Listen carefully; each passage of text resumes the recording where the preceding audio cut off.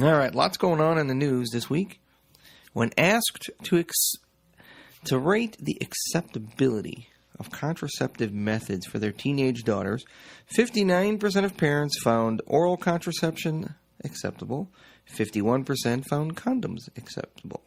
I, myself, as a doctor and the father of a teenage daughter, prefer Smith & Wesson. I think it's more effective. A recombinant form of the human hormone relaxin-2 was found to significantly reduce shortness of breath in heart failure patients. Now, this was a major improvement over relaxin-1, which was well known to result in patients spending increased time lying on the couch watching Judge Judy. A new report says that the famous Shakespearean quote, "Uneasy lies the head that wears the crown," is actually rare, because people who wear the crown are usually at more ease than those below them.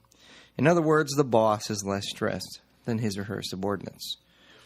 Well, my grandma always used to say, you can either dish it out or you can take it on the chin. And maybe that's why she's 92. And I'll let you figure out if she was a disher-outer or a taker-inner. A new twin study from the Norwegian Institute of Public Health shows that the heritability of avoidant and dependent personality disorders might be higher than previously reported. The disorder, termed Inherited Avoidance Disorder, or IAD for short, shows a surprising prevalence in those elected to public office. They exhibit a keen sense of avoiding responsibility, the main symptom.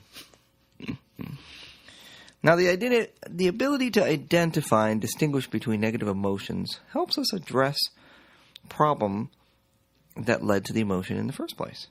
But while some people can tell the difference between feeling angry and guilty, others have a little more trouble separating the two. This is based on a new study. Distinguishing between anger and frustration can be very difficult. Well, I thought about this, and it's true. Sometimes it is hard to tell if I'm angry or frustrated, except in one instance. Politics. In that case, I have a whopping dose of both anger and frustration. Scientists at UCLA and the University of Pittsburgh suggested a virus living on our skin naturally could seek and destroy the bacteria responsible for zits. Oof. I don't know how that's going to play out. It's going to be a tough sell convincing teenagers that putting a virus on their skin is going to stop acne. Ooh. I don't think so. So you knew this week we wouldn't be complete unless we had another one of these. I can't believe they spent money on this one. Are you ready for this? This is a shocker. Overeating when not hungry is common in obese kids. Wow, what a shocker that is. Children who are overweight and obese eat more calories from snack foods even after they ate a meal. Wow. I could have never figured that out. I am so glad we have these researchers out there helping us. A team of material engineers at Harvard, led by Professor Zhigang Cao, has developed an extremely stretchy, robust, biocompatible, and self-healing hydrogel, which researchers believe has the potential to become the next generation cartilage repair treatment for human joints. Ooh. So the marketers are working on names. So here's some of what they came up with. Silly cartilage, knee dough, joint gel. How about bone bondo? A handheld magnetic device may be a way for migraine sufferers to take treatment into their own hands. At Congress last week, researchers revealed about a device that could reduce the pain from headaches by 73%. The treatment can be made even more effective by inhaling metal shavings before applying the magnetic field. The metal will then bounce around in your nose and get sucked into your brain. Remember the eunuchs? Well, the eunuchs in Korea's royal court lived considerably longer than intact men. This confirms what previous animal studies have shown, that castration can prolong life expectancy. All right, men. Who's going to sign up for this one? Step right up. You want to live longer? Let this good surgeon over here castrate ya. Don't think so. Don't think so. People with lower IQs tend to be less happy and have poorer health in general than individuals with higher IQs. This out of the College of London.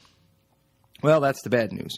The good news is that thanks to their lower IQs, they don't know the difference.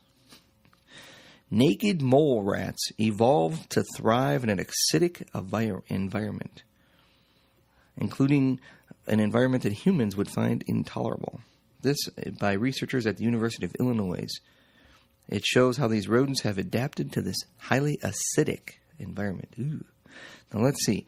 Naked, floating around in a hot tub filled with acid and thriving. These rats must have some cojones of steel. Ooh. Newly formed emotional memories can be erased from the human brain. This is shown by researchers and published in the journal Science. The findings may represent a breakthrough in research for memories and fear. That's pretty interesting. Until we learned that this research was being heavily funded by members of Congress hoping to erase the public's memory just before Election Day. Obviously, they don't want us to remember what a lousy job they have done. A new brain study suggests an opium-like chemical may drive the urge to gorge on chocolate and similar fatty treats.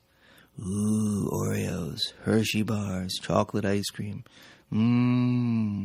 Opium chemicals. A new study has suggested that adding low-calorie yogurt to your diet may help lower your risk of high blood pressure. They also found that it could lead to weight loss, too. When study participants consumed large amounts of yogurt, it induced FWE, or fecal weight excretion. If you need an explanation of that one, give Ron a buzz. Your success as an adult can be predicted by your childhood peers from grade school, even better than you can predict for yourself. Researchers garnered their data by watching school children interact on the playground. It appears that those last picked to participate in sporting events are most likely to break with convention and become billionaires. Researchers have dubbed this the kickball paradox. Revenge of the nerds again, indeed. Well, traces of beeswax filling inside of a tooth in a prehistoric human jawbone may give us a glimpse at early dentistry. Now, how would you have liked to have been the caveman dentist? Imagine trying to work on a charged-up caveman in pain. You have tooth pain. Me bite off hand if you cause pain. It's a wonder they lived long enough to collect their fee, huh? A new study of the sense of smell lends support to a controversial theory of old